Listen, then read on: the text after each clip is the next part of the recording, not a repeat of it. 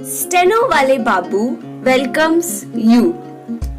Shorthand dictations in male and female voice from all sources like magazines, speeches and editorials at various speeds up to 120 WPM for various departments like SSC, DSSSB, CRPF, Delhi Police, etc.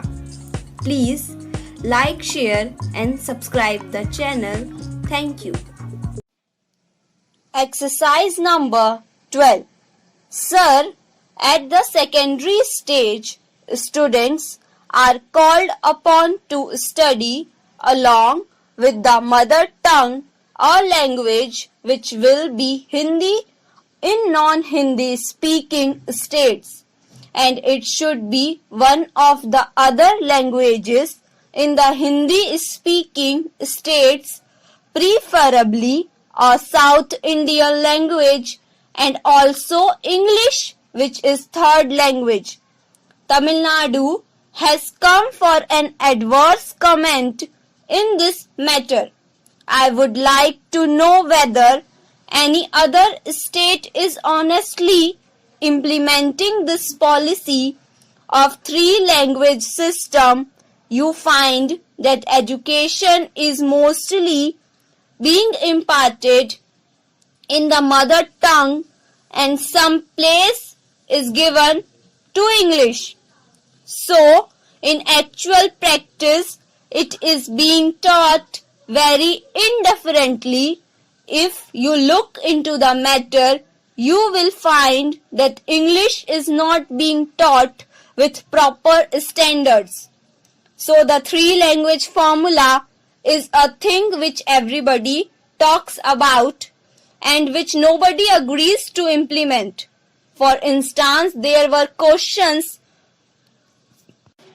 earlier also as to what the Uttar Pradesh is doing, whether they are teaching any other Indian language, preferably South Indian language. The reply came that they are not doing anything of the sort.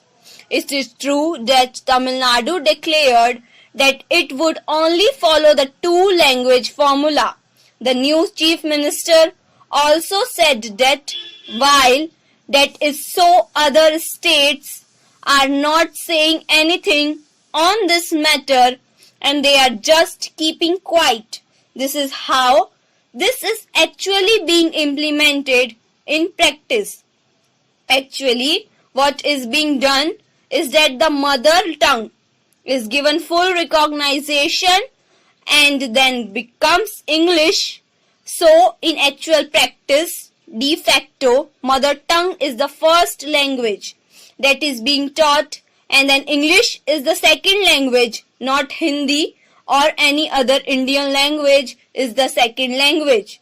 Though you talk much about it, this is the thing which has to be taken into account.